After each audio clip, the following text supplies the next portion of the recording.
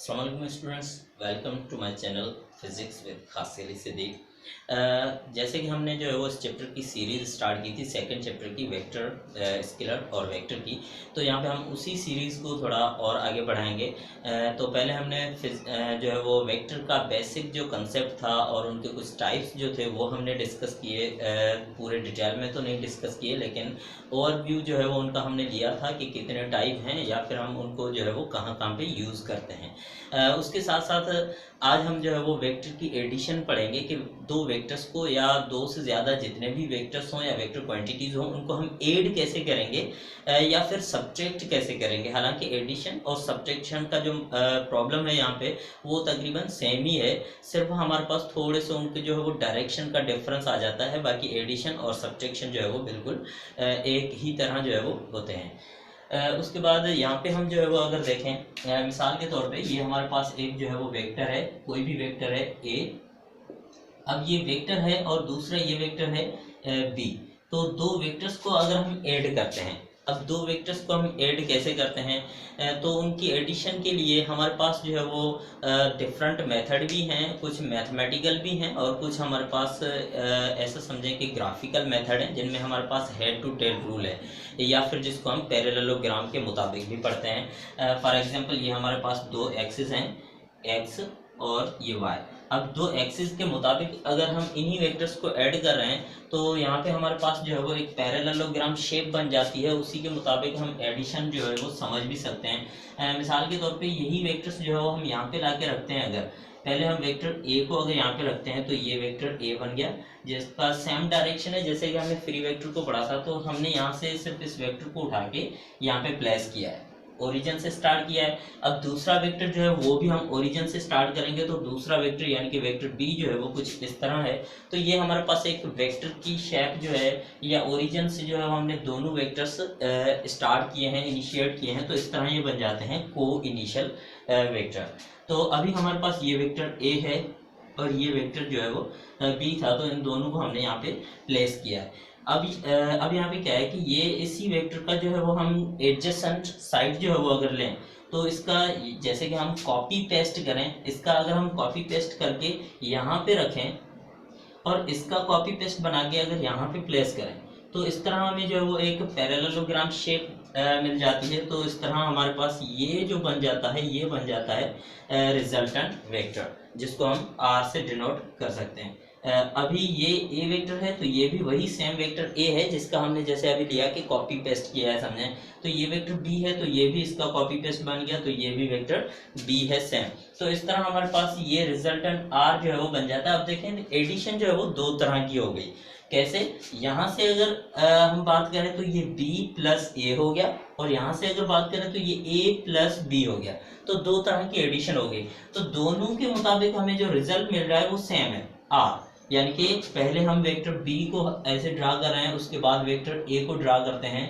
तो ये यहाँ से लेकर यहाँ तक जो है वो इसका हमें रिजल्टेंट वेक्टर r मिलता है। ये वेक्टर b है हमारे पास और ये वेक्टर ए है, तो इसका रिजल्टेंट जो है वो ये आर हमें यहाँ पे मिलता है। ठीक वैसे ही अगर हम पहले वेक्टर ए को ड्रा करते हैं तो ये वेक्टर ए बन गया, तो ये वेक्टर बी आ गया। इन दोनों के एडिशन अगर ले रहे हैं तो अगेन जो है वो सेम हमारे पास ये वेक्टर आर जो है वो दोबारा हमें मिल रहा है वेक्टर ए और बी के एडिशन से। तो ये हमारे पास क्या बन गया, ये बन गया बी प्लस ए जो कि बराबर हुआ किसके, आर के।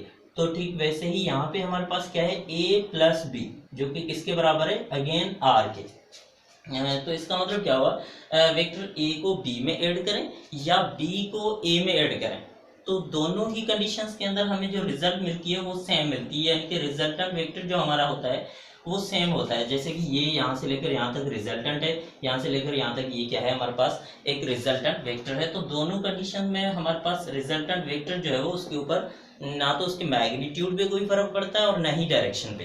तो एडिशन का मतलब ये हुआ। अब देखें इससे हमें क्या मिलता है, इससे हमें मिलता है कि ये a प्लस बी करें आप या फिर b प्लस ए करें, तो दोनों ही कंडीशन के अंदर जो है वो हमें रिजल्ट अगर सेम मिल रहा है तो इस मैथमेटिकल हम इसको क्या जो है वो कंसिडर करते हैं, तो ये हमारे पास एक लॉ बन जाता है। कौन सा, कम्यूटेटिव लॉ। क्योंकि कम्यूटेटिव लॉ जो है वो इस तरह होता है जिसमें आप उन्हीं क्वांटिटीज की अरेंजमेंट को चेंज करके उसके बाद ऑपरेशन करते हैं तो हमें सेम अगर रिजल्ट मिल रही है तो ये हमारे पास क्या है, a प्लस बी प्लस है। तो इस तरह हमें जो है वो दोनों साइड्स इक्वल अगर मिल रहे हैं तो ये बन जाता है commutative law for vector addition, क्योंकि यहाँ पे हम क्या कर रहे हैं, वेक्टर की एडिशन जो है वो पढ़ रहे हैं। तो वेक्टर की एडिशन के लिए मैं ऊपर लिख देता हूँ कि ये हमारे पास जो है वो क्या है, वेक्टर एडिशन। तो वेक्टर एडिशन के लिए जो है वो हमारे पास दो तरह की कंडीशंस आ गई कि वेक्टर को आप अगर ऐड कर रहे हैं, यानी कि ए को बी में ऐड करें या बी को ए में ऐड करें, तो उनसे रिजल्ट के ऊपर या उसके डायरेक्शन के ऊपर कोई फर्क नहीं पड़ता, हमारे पास रिजल्ट जो है वो सेम बनती है। तो इस तरह हमें जो है वो एक लॉ मिल जाता है जिसको हम कहते हैं commutative law for vector addition. अच्छा, तो अभी एक और अगर हम वेक्टर लें, जैसे कि हमने यहाँ पे दो वेक्टर लिए हैं सिर्फ, अभी एक और अगर हम वेक्टर लेते हैं, यानी कि अगर तीन वेक्टर्स की हम एडिशन करते हैं तो क्या उनकी अरेंजमेंट के हिसाब से कोई फर्क पड़ने वाला है कि नहीं।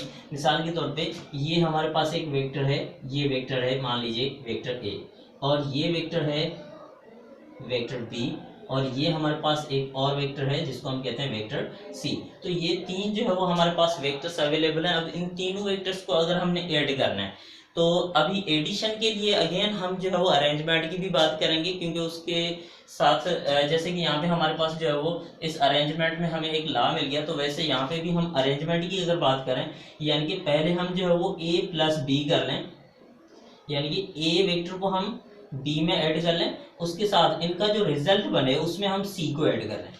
एक तो ये तरीका हो गया, ठीक है। दूसरा क्या है, दूसरा ये है कि अगर हम इसको यूं कर लें, मिसाल के तौर पे पहले हम जो है वो ए को अलग रखें और बी प्लस सी कर लें, यानी कि वेक्टर बी और सी को आपस में ऐड कर लें, तो इन दोनों का अगर रिजल्ट बराबर है, यहाँ पे इक्वल की सिंबल मैंने यूज कर ली है, लेकिन अगर ये प्रूफ होता है तो इस तरह हमें एक और लॉ मिल जाएगा जिसको हम कहेंगे associative law for vector addition, ठीक है। तो पहले इनको चेक करते हैं कि ए प्लस बी, अब ए और बी को हम ऐड कर रहे हैं तो ये वेक्टर बन गया ए, तकरीबन ये वेक्टर जो है वो ए बनता है, और उसी तरह ये वेक्टर बी बन गया। तो इनकी जो एडिशन मिली हमें, वो एडिशन यहाँ से लेकर यहाँ तक आ गई।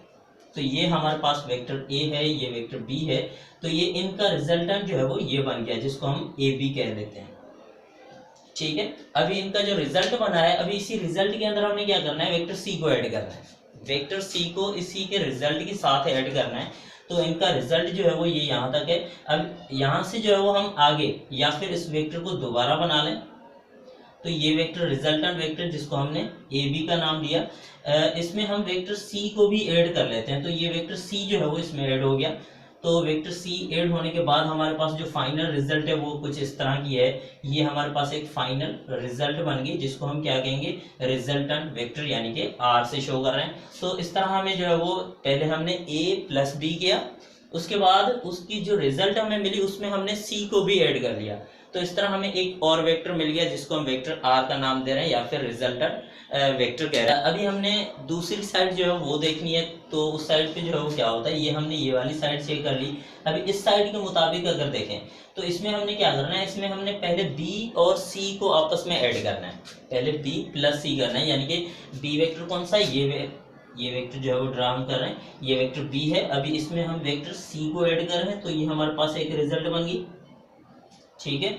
ये हमारे पास वेक्टर बी था और ये वेक्टर सी, तो इनका जो रिजल्टेंट है जिसको हम बी सी का नाम दे देते हैं, तो ये हमारे पास एक रिजल्टेंट बन गया। अभी उसके साथ अगर हमने ए प्लस करना है, ए प्लस बी प्लस सी, तो क्या करेंगे हम, यहाँ पे वेक्टर ए जो है वो पहले बनाते हैं, ये वेक्टर ए आ गया।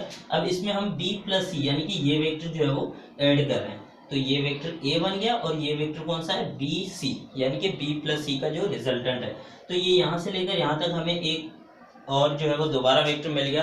अब देखिए इसको हम क्या नाम दे रहे हैं, इसको हम नाम दे रहे हैं आर का, क्योंकि ये हमारे पास क्या है, रिजल्टेंट वेक्टर। अब इस आर को देख लें और इस आर को देख लें, तो दोनों जो रिजल्टेंट वेक्टर हैं वो बिल्कुल एक ही डायरेक्शन में है और इन दोनों का जो मैग्नीट्यूड है वो भी सेम है।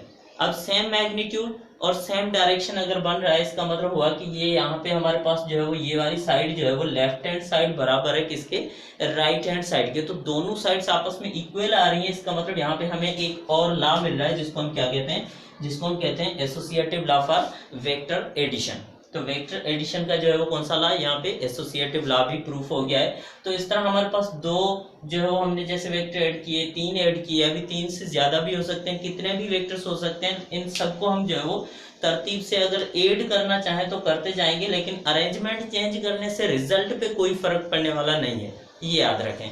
तो रिजल्ट जो है वो चेंज नहीं हो रहा, यानी कि वेक्टर एडिशन के अंदर हमारे पास जो मेन पॉइंट हमें मिली वो क्या मिली कि आप जो है वो कोई भी फिजिकल क्वांटिटीज, वेक्टर क्वांटिटीज, लेकिन याद रहे कि जो भी फिजिकल वेक्टर क्वांटिटीज की हम बात करें तो दो वेक्टर्स को या दो फिजिकल क्वांटिटीज को, वेक्टर क्वांटिटीज को अगर हम ऐड कर रहे हैं तो दोनों का डायमेंशन या फिर यूनिट कह लें तो वो सेम होना चाहिए।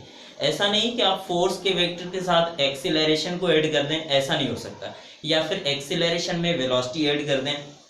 तो जब भी आपने एडिशन करनी है तो वेलोसिटी को वेलोसिटी के साथ ही आप ऐड कर सकते हैं, एक्सीलरेशन को एक्सीलरेशन के साथ, जैसे मोमेंटम को मोमेंटम के साथ। तो जो कोई भी हमारे पास वेक्टर क्वांटिटी हो तो उन दोनों क्वांटिटीज के डायमेंशन कह लें या फिर यूनिट्स कह लें वो सेम होने चाहिए। अगर यूनिट्स या डायमेंशन डिफरेंट होते हैं तो फिर उनको हम ऐड नहीं कर सकते, क्योंकि फिर ये वेक्टर क्वांटिटीज जो है एक दूसरे से अलग अलग हैं, सेम टाइप की क्वांटिटीज नहीं है। तो यहाँ पे हमारे पास जो है वो ये बन गई एक वेक्टर एडिशन। अब जो है वो थोड़ा और जो है वो इसको हम आगे लेते हैं।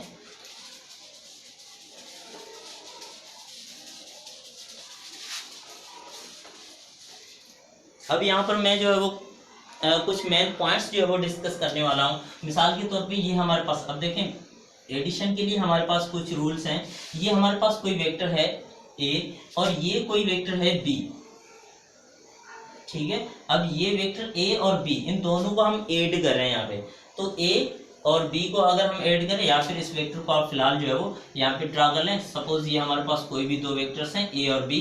अब इन दोनों को ऐड करना है, दोनों आपस में क्या है, पैरेलल है। तो पैरेलल है तो इनको एडिशन इनकी जो है वो और भी ज्यादा सिंपल बन जाएगी। जहां पे ये वेक्टर खत्म हुआ है वहां से हम आगे एक और जो है वो वेक्टर स्टार्ट करेंगे, यानी कि पहले हमने वेक्टर ए ड्रा किया, उसके बाद वेक्टर बी। लेकिन कोई फर्क नहीं पड़ता आप पहले बी ड्रा करें या ए ड्रा करें, वो भी आप कर सकते हैं, क्योंकि जैसे अभी हमने पढ़ा कि ये कम्यूटेटिव लॉ को ओबे करते हैं। इसका मतलब अरेंजमेंट या ऑर्डर में फर्क करने से रिजल्ट पे कोई फर्क पड़ने वाला नहीं है।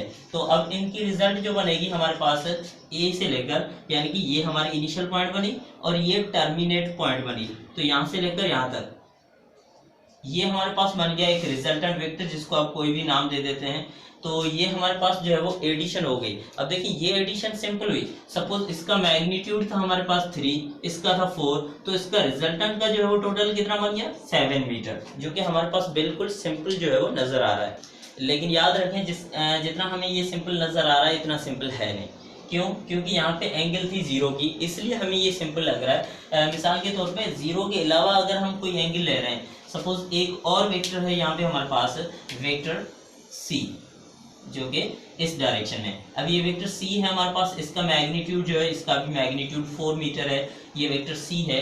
अब अगर हमने जो है वो ये रिजल्ट हमने निकाली, ये किसकी निकाली, ये हमने निकाली ए प्लस बी की रिजल्ट। अभी हमारे पास अगर सवाल है ए प्लस सी करना है, अब ए प्लस सी हम कैसे करेंगे, देखें वही same head to tail rule, यानी कि एक वेक्टर जो है वो हम पहले ड्रा कर रहे हैं, यानी कि वेक्टर ए ड्रा कर रहे हैं, उसके साथ हम वेक्टर सी जो है वो ड्रा करेंगे। तो इस तरह जो है वो इन दोनों वेक्टर्स के दरमियान में एंगल कितनी है, 90 की। अब देखें एंगल चेक करने के लिए भी एक पॉइंट का जो है वो ज़हन में होना बहुत ही ज़रूरी है। अगर कोई भी वेक्टर है तो उनके दरमियान में अगर आपने एंगल्स चेक करने हैं ना, तो सबसे पहले आपने दोनों को इनिशियल को इनिशियल वेक्टर बनाना है, यानी कि दोनों के जो टेल हैं वो आपस में मिलाने, उसके बाद आप चेक कर सकते हैं कि दोनों के बीच में एंगल कितनी है। ऐसा नहीं कि मिसाल के तौर पे कुछ यूँ लिखा हुआ है, एक वेक्टर ये है दूसरा ये है, अगर कोई पूछे कि इन दोनों के बीच में एंगल कितनी है तो आप ये वाली एंगल नहीं बता सकते, ये गलत होगा, क्योंकि ये इनके दरमियान की एंगल ये नहीं है। इनके बीच की एंगल क्या है, आप इस वेक्टर को उठा के यहाँ पे रखेंगे पहले, क्योंकि ये फ्री वेक्टर, सपोज दोनों का टेल जो है वो आपस में मिलाएंगे। अब ये वेक्टर जब यहाँ पे आ जाएगा तो अब जो है वो आप इसकी एंगल बता सकते हैं यहाँ पे। तो ये इन दोनों वेक्टर्स के दरमियान में एंगल है। तो जब भी हम एंगल की मेजरमेंट की बात करेंगे तो दोनों वेक्टर्स के टेल जो है वो आपस में मिलाएंगे, उसके बाद मतलब दोनों को को इनिशियल की तरह हम लिखेंगे, उसके बाद जो है वो दोनों के बीच में देखेंगे कि कितनी एंगल बनती है। या फिर आप ऐसा भी कर सकते हैं, मिसाल के तौर पे जैसे ये वेक्टर यहाँ पे बना हुआ था, अब इन दोनों वेक्टर्स के दरम्यान में एंगल अगर चेक करनी तो आप यूं भी कर सकते हैं, यानी कि यहाँ पे डॉट डॉट लगा के, तो ये वाली एंगल जो है वो आप कह सकते हैं कि इन दोनों वेक्टर्स के दरम्यान जो एंगल है वो ये है, ठीक है। तो इस तरह जो है वो हमारे पास वेक्टर की एंगल को डिनोट किया जाता है। तो वैसे यहाँ पे ये 90 की एंगल है, यहाँ पे हेड मिला या टेल मिला कोई फर्क नहीं पड़ता, क्योंकि 90 की एंगल दोनों साइड पे सेम होती है, इसलिए मैंने यहाँ पे लिख दिया है। अच्छा, ये हमारे पास बन गया रिजल्टेंट वेक्टर। अब ये वेक्टर ए है, ये वेक्टर सी है, इसका मैग्नीट्यूड 3 है, इसका मैग्नीट्यूड 4 है। अब इसका मैग्नीट्यूड कितना होगा इसको हम कैसे मालूम करते हैं? अब देखिए यहाँ पे हमें एक मिल जाता है ट्राइंगल, कौन सा? Right angle triangle. अब राइट एंगल अगर ट्राइंगल मिल रहा है तो वहां पे हम जो है वो, ये हमारे पास बेस है, परपेंडिकुलर है, तो यहाँ पे हाइपोटेन्यूज मालूम करने के लिए हम क्या करते हैं? पाइथागोरस थ्योरम यूज करते हैं, तो ये और भी इजी हो जाता है। तो एच यानी कि हाइपोटेन्यूज, परपेंडिकुलर एंड बेस। अब यहाँ पे जो है वो हाइपोटेन्यूज हमने मालूम करना है, यानी कि रिजल्टेंट वेक्टर मालूम करना है। ये ए स्क्वायर प्लस बी स्क्वायर दो वेक्टर्स हैं हमारे पास, या सॉरी सी स्क्वायर ये वेक्टर है हमारे पास। तो ये आर जो है वो कितना बनता है? आर बनता है ए का स्क्वायर यानी कि 3 का स्क्वायर, कितना हुआ? 9, प्लस सी यानी कि सी की वैल्यू कितनी है? 4, 4 का स्क्वायर कितना बनता है? 16। तो इस तरह जो है वो हमारे पास रेडिकल 25 जो है वो इसकी वैल्यू आ गई, जैसे कि हम आर बराबर है किसके? 5 के। तो इस तरह ये हमारे पास रिजल्टेंट वेक्टर है जिसकी वैल्यू कितनी है हमारे पास? 5 मीटर, या फिर जो भी यूनिट हो उसका। तो इस तरह हमारे पास कोई भी अगर 90 की एंगल पे दो वेक्टर्स ऐड हो रहे हैं, दोनों वेक्टर्स के दरम्यान में एंगल जो है वो 90 की है, तो हम पाइथागोरस थ्योरम जो है वो इस्तेमाल कर सकते हैं। देखें, अगर 0 की एंगल है यानी कि दोनों आपस में पैरेलल हैं, तो हम डायरेक्टली उन दोनों का मैग्नीट्यूड आपस में प्लस कर लेंगे तो भी हमें जवाब मिल जाएगा। लेकिन 90 की एंगल पे क्या करना है? पाइथागोरस थ्योरम के इस्तेमाल से हम जो है वो उनका रिजल्ट फाइंड कर सकते हैं। तो यहाँ पे हमारे पास जो है वो, जैसे कि 0 की एंगल पे हमने इनका रिजल्ट जो है वो निकाला, लेकिन डायरेक्शन वही सेम है, इसलिए हम यहाँ पे डायरेक्शन जो है वो मेजर करने की हमें कोई ज़रूरत नहीं पड़ती, लेकिन यहाँ पे पड़ती है। यहाँ पे हमने देखना है कि जो रिजल्टेंट वेक्टर है उसका डायरेक्शन किस तरफ है। तो डायरेक्शन चेक करने के लिए हम क्या करते हैं? थीटा बराबर होता है, यानी कि या फिर ऐसा कह लें टेन थीटा जो है वो किसके बराबर होता है? टेन थीटा बराबर होता है, टेन थीटा बराबर होता है परपेंडिकुलर अपॉन बेस के। तो यहाँ पे परपेंडिकुलर साइड क्या है? परपेंडिकुलर साइड जिसको हमने 4 लिखा हुआ है, और बेस साइड जो है वो कौन सी है? वो है हमारे पास 3। तो इस तरह जो है वो अगर हम टेन का इन्वर्स लेंगे, टेन थीटा के बराबर है ये। अब ये थीटा अगर हमने फाइंड करनी है तो हम क्या करेंगे? टेन इन्वर्स लेंगे 4/3। अब इनका जैसे हमें इन्वर्स मिल गया तो ये हमें जो है वो एंगल मिल जाएगी यहाँ पे हॉरिजॉन्टल के साथ, कि यहाँ पे जो है वो रिजल्टेंट वेक्टर की एंगल कितनी है। तो इस तरह हम जो है वो पाइथागोरस थ्योरम से इनका मैग्नीट्यूड जो है वो इसका फाइंड कर सकते हैं, या यहाँ पे जो है वो टेन थीटा के फार्मूले से हम इसका डायरेक्शन भी फाइंड कर सकते हैं। यहाँ पे हमारे पास डायरेक्शन की कोई ज़रूरत नहीं पड़ती, क्योंकि हमें पता है कि डायरेक्शन दोनों अगर पैरेलल हैं तो डायरेक्शन जो रिजल्टेंट वेक्टर होगा वो भी उनका पैरेलल ही बनेगा। लेकिन यहाँ पे मसला तब आता है जब हमारे पास एंगल जो है वो ना 0 की हो ना 90 की हो। अच्छा, उसके साथ एक और पॉइंट आपको बता दूं कि यहाँ पे जो है वो 0 की एंगल, या फिर जो है वो एक ये वेक्टर है, दूसरा ये वेक्टर है, यहाँ पे अगर दोनों के दरम्यान में एंगल जो है वो अगर 180 की है, अगर यहाँ पे दोनों के दरम्यान में एंगल जो है वो कितनी है? 180। ये दो वेक्टर्स हैं, इन दोनों के दरम्यान में एंगल जो है वो 180 की है, यानी कि एक दूसरे के अपोजिट हैं। तो हम क्या करेंगे? तो हम जो है वो जिसका मैग्नीट्यूड ज़्यादा है उसमें से कम मैग्नीट्यूड वाले वेक्टर को डायरेक्टली माइनस कर सकते हैं। मिसाल के तौर पर ये 3 है, ये 4 है, तो इनका जो जवाब आएगा, अगर हम यहाँ पे लिख रहे हैं a प्लस बी लिख रहे हैं, तो अब हमारे पास जो है वो जवाब क्या बनेगा? अब हमारे पास जवाब बनेगा, अब देखिए ये अपोजिट है, एक वेक्टर जो है वो अपोजिट है, तो इसका मतलब ये माइनस हो रहा है। तो अब हमारे पास जवाब जो बनेगा ये सिर्फ इतना रिजल्टेंट वेक्टर बचेगा इस साइड पे, क्योंकि ये इतना जो है वो कैंसिल हो जाएगा इसके साथ, यानी कि ये वेक्टर जो है वो हम ऐसे ड्रा करेंगे, पहला वेक्टर ये यहाँ पे आ गया, दूसरा वेक्टर यहाँ पे आता है, तो रिजल्टेंट इतना बचता है। तो इसको हम जो है वो as a resultant vector consider कर सकते हैं। लेकिन अब जो है वो, अब मसला जो है वो किस चीज़ का है? अब मसला ये है कि अगर हमारे पास एंगल जो है वो डिफरेंट हो, यानी कि कोई भी बीच की एंगल हो, कोई भी एक सर्टेन एंगल हो, तो उन एंगल्स के साथ अगर हम देखें तो वहाँ पे हमें रिजल्ट क्या मिलेगी, या फिर रिजल्टेंट वेक्टर जो है वो कौन सा मिलेगा, या उसी रिजल्टेंट वेक्टर को आप कहना है कि उसी रिजल्टेंट वेक्टर का डायरेक्शन जो है वो किस तरफ होगा। यानी कि मैं यहाँ पे मैं क्या कहना चाह रहा हूँ कि अगर आपके पास सिचुएशन जो है वो कुछ डिफरेंट है, अब यहाँ पे हम जो है वो बात करने वाले हैं कि कोई हमारे पास ऐसा फार्मूला हो, कोई ऐसी इक्वेशन हो जो इस तरह के प्रॉब्लम्स को इजीली सॉल्व कर सके। मिसाल के तौर पे ये हमारे पास एक वेक्टर है, वेक्टर ए दोबारा हम ले रहे हैं, और ये दूसरा वेक्टर है वेक्टर बी जिसको हम कह रहे हैं, ठीक है।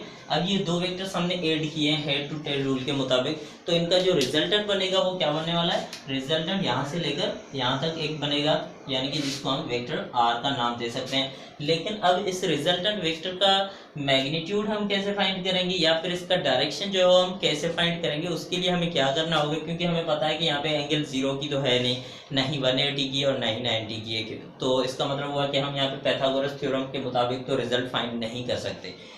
तो उसके लिए हम क्या करने वाले हैं, उसके लिए हम जो है वो एक फार्मूला भी ड्राइव करेंगे, लेकिन इसको समझना होगा कि फार्मूला कहाँ से आता है। सपोज कीजिए कि ये यहाँ से लेकर यहाँ तक हम जो है वो एक ट्राइंगल, राइट एंगल ट्राइंगल जो है वो सपोज करते हैं, ठीक है। ये कोई भी पॉइंट ओ है, ओरिजिन से स्टार्ट कर रहे हैं, ये हमारे पास पॉइंट बी है और ये पॉइंट एन है, ठीक है। इनको अलग अलग हमने नाम दिए हुए हैं। ये बीच में जो ब्लैक कलर में मैंने बनाए हुए हैं ये सिर्फ वेक्टर्स हैं ए और बी। बाकी ये हमने जो है वो ये साइड इमेजिन की हुई है कि अगर इस तरह इमेजिन करें तो हमें हमारे पास एक ट्राइंगल, एक कंप्लीट जो है वो राइट एंगल ट्राइंगल बन जाएगा। अभी जो है वो इसी राइट एंगल ट्राइंगल के मुताबिक देखें। अब देखें हमारे पास फिगर बिल्कुल क्लियर है। तो फर्स्ट ऑफ ऑल अगर हम जो है वो एक ट्राइंगल देखें, ये सिंबल है ट्राइंगल की, तो कौन सा ट्राइंगल, पहले हम जो है वो यहाँ पे बात करने वाले हैं। सपोज यहाँ पे मैं इस पॉइंट को नाम दे देता हूँ ए का। अब देखिए ये वेक्टर ए है, ये मैंने इस पॉइंट को नाम दिया है, ये बी वेक्टर है और ये इस पॉइंट का नाम है, यानी कि तीन जो है वो कॉर्नर आ गए इस ट्राइंगल के, तो उनके अलग अलग नाम दिए हुए हैं। तो वैसे ये भी हमारे पास एक ट्राइंगल बन गया। देखिए यहाँ से लेकर ये एक हमारे पास राइट एंगल ट्राइंगल बन गया, जिसका हम नाम जो है वो क्या लिख सकते हैं, जिसका हम नाम ए बी एन लिख सकते हैं, ए बी एन। तो ये एक हमारे पास जो है वो ट्राइंगल बन गया। अभी इसी ट्राइंगल को अगर हम थोड़ा डीपली देखें तो इस ट्राइंगल के अंदर हमारे पास हेपाटिन्यूज जो है वो गिवन है, जो कि वेक्टर बी के फॉर्म में हमारे पास अवेलेबल है। हेपाटिन्यूज गिवन है, तो बाकी हम जो है वो साइडें कैसे फाइंड करते हैं। मिसाल के तौर पे हमारे पास जो है वो कॉस थीटा किसके बराबर होता है, कॉस थीटा बराबर होता है बेस अपॉन हेपाटिन्यूज। अब यहाँ पे बेस साइड कौन सी है, ये वाली साइड, जिसको हम कौन सा नाम दे सकते हैं, ए एन, यानी कि ए से लेकर एन तक ये हमारे पास हो गई बेस साइड। अपान में हम हेपाटिन्यूज, हेपाटिन्यूज क्या है, यहाँ पे वेक्टर बी है, तो यहाँ पे हेपाटिन्यूज जो है वो वेक्टर बी है, इसलिए हम यहाँ पे वेक्टर बी लिखेंगे खुद, ठीक है। अब यहाँ पे हमारे पास जो रिजल्ट क्या बनी, अब ये कॉस थीटा बराबर बन गया ए एन अपान बी के। अब ये b यहाँ पे डिवाइड हो रहा है तो इस साइड में मल्टीप्लाई हो जाएगा, तो हमें ये रिजल्ट मिलेगी कि ए एन जो है वो किसके बराबर हो जाएगा, b cos theta. A N यानी कि a से लेकर n तक जो हमारे पास रिजल्ट है, a से लेकर n तक, उसको हमने क्या नाम दिया हुआ है, b cos थीटा। तो a से लेकर n तक जो रिजल्ट है, ये यहाँ से लेकर यहाँ तक, तो इसको हमने क्या नाम देना है इधर, b cos थीटा, ठीक है। एक ये वेक्टर हमारे पास बन गया, एक साइड बन गई। अभी वैसे ही हमने जो है वो एक और साइड जो बचती है ये भी बनानी है, तो इसको हम कैसे बनाएंगे, वैसे ही हमारे पास एक और रेशियो है, यहाँ पे हमने कॉस का लिया था, अभी अगर हम साइन का लें तो साइन थीटा बराबर होता है परपेंडिकुलर अपॉन हेपाटिन्यूज के। तो परपेंडिकुलर साइड जो है वो यहाँ पे कौन सी है, ये वाली, बी से लेकर एन तक, तो यहाँ पे हम लिखने वाले हैं बी एन अपॉन में हेपाटिन्यूज, अगेन वही सेम वेक्टर बी, तो यहाँ पे बी लिखेंगे, ठीक है। तो यहाँ पे अगेन जो है वो साइन थीटा बराबर बन जाएगा बी एन अपान बी, तो बी एन अपान बी, तो इसको दोबारा बी यहाँ पे डिवाइड हो रहा है, इसको मल्टीप्लाई कर लें तो बी एन जो है वो किसके बराबर हो जाएगा, बी एन बराबर हो जाएगा बी साइन थीटा के। तो यहाँ पे बी एन की जगह हम क्या लिखने वाले हैं, बी साइन थीटा। हमने यहाँ पे बी एन की जगह पे क्या लिखा, बी साइन थीटा। अच्छा, ये हमारे पास एक कंप्लीट ट्राइंगल बन गया जिसकी एक साइड हेपाटिन्यूज यानी कि यहाँ से लेकर यहाँ तक वो पहले से ही गिवन है, जिसको हमने आर का नाम दिया। अब ये साइड भी कंप्लीट हो गई और ये साइड भी कंप्लीट हो गई। अब इसको हम जो है वो आगे ले रहे हैं, तो आगे लेने से देखें, पहले हमने यहाँ से सिर्फ ये वाला छोटा सा ट्राइंगल जो इसके बीच में बन रहा है वो हमने लिया था, लेकिन अब ये पूरा ट्राइंगल अगर हम लेते हैं तो कंप्लीट ट्राइंगल अगर हम ले रहे हैं तो इसको हम कैसे लिखेंगे। अब एक और ट्राइंगल जिसको हम कहते हैं ओ बी एन, अब देखिए ये ट्राइंगल जो है वो ओ बी एन बनता है। तो इस ट्राइंगल को अगर देखिए ये राइट एंगल ट्राइंगल है, तो राइट एंगल ट्राइंगल के लिए हम पैथागोरस थ्योरम जो है वो यूज कर सकते हैं, जिसको हम क्या लिखते हैं, पैथागोरस थ्योरम में हम क्या लिखते हैं, जिसको एच स्क्वायर एंड बेस का स्क्वायर प्लस परपेंडिकुलर का भी स्क्वायर। तो एच स्क्वायर यानी कि यहाँ पे हम एच जो है वो क्या लिखने वाले, एच की जगह हम लिखेंगे आर स्क्वायर, क्योंकि एच वाली साइड जो है उसको हमने रिजल्टेंट वेक्टर आर का नाम दिया हुआ है। ठीक है, उसके बाद बेस, अब बेस यहाँ से लेकर यहाँ तक है, अगर यहाँ तक बेस है तो इसको हम जो है वो कैसे लिखेंगे, अब एक पार्ट ये आ गया जिसको हमने ए लिखा हुआ है, ठीक है, प्लस दूसरा पार्ट ये आ गया जिसको हम लिखेंगे बी कॉस थीटा।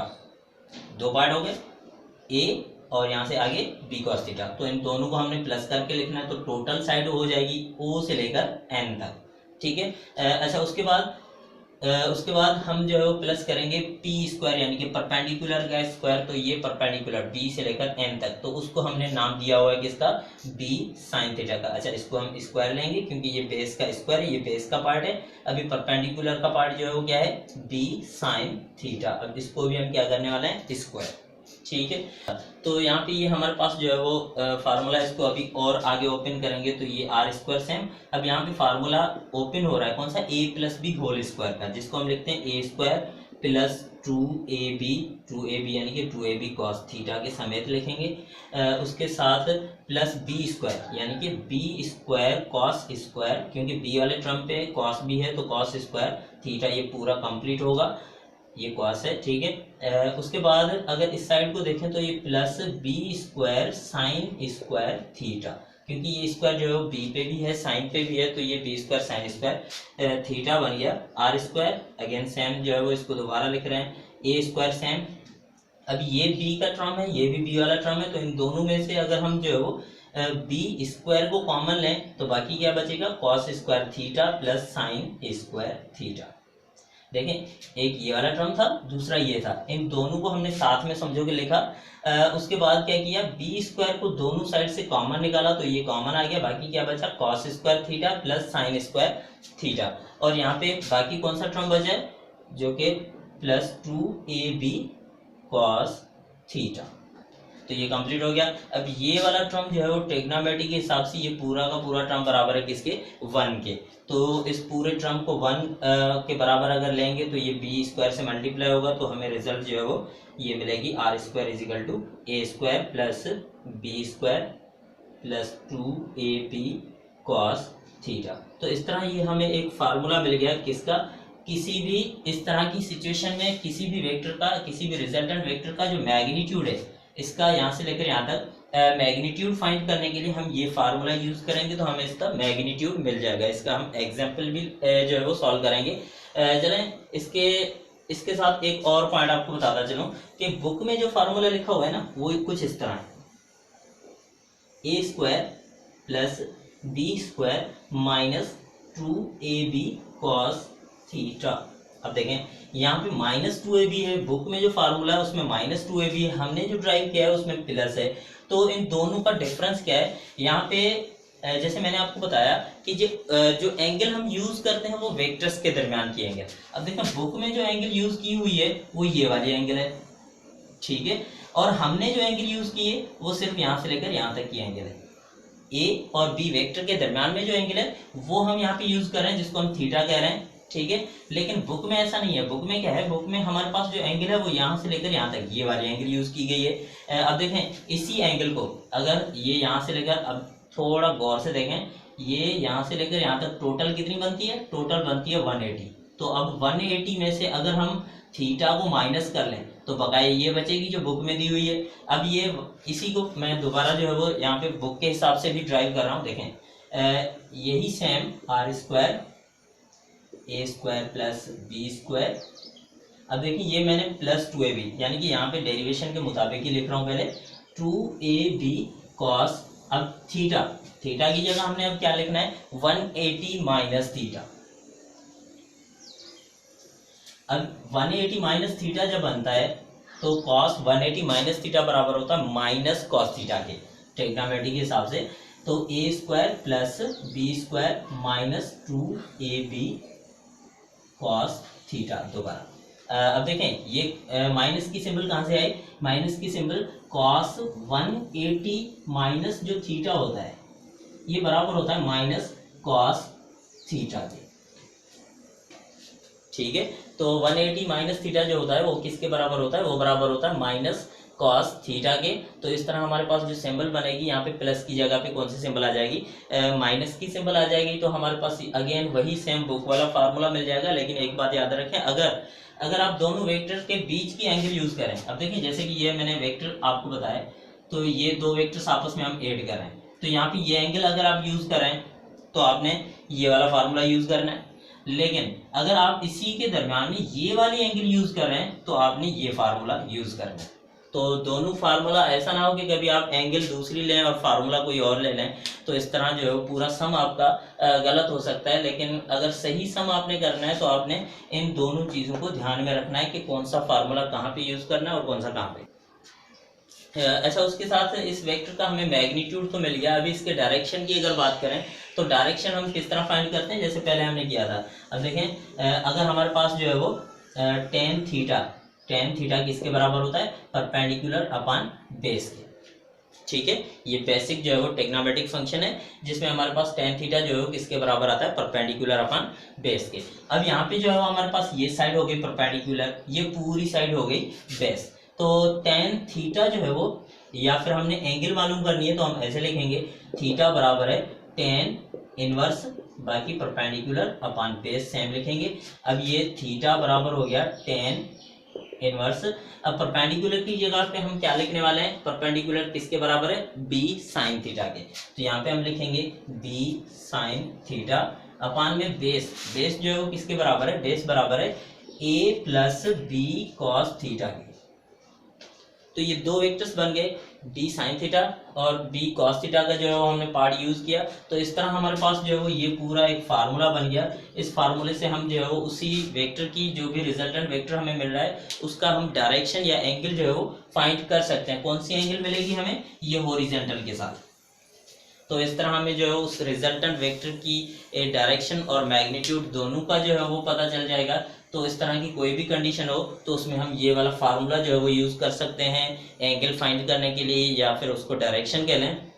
और ये वाला फार्मूला हम यूज़ कर सकते हैं उसका मैग्नीट्यूड फाइंड करने के लिए। लेकिन ये किस लिए, ये हम तभी यूज़ करते हैं यहाँ पे जब हम एंगल का डिफरेंस ले रहे हैं। देखें अगर हम दोनों वेक्टर्स के बीच की एंगल ले रहे हैं, जैसे कि हमने यहाँ पे एग्जांपल लिया कि ये एक वेक्टर है दूसरा ये, तो ये वाली एंगल जो है ये इन दोनों वेक्टर्स के बीच की एंगल है, ठीक है। तो ये अगर हम एंगल यूज करेंगे तो ये फार्मूला यूज करेंगे, अगर ये वाली एंगल यूज करेंगे तो ये फार्मूला यूज करेंगे। तो ये एक बेसिक डिफरेंस है इन दोनों फार्मूलाज के अंदर। तो इस तरह हमें जो है वो वेक्टर एडिशन मिलती है। इस तरह हम जितने सारे भी वेक्टर्स हों उनको हम इजीली ऐड कर सकते हैं।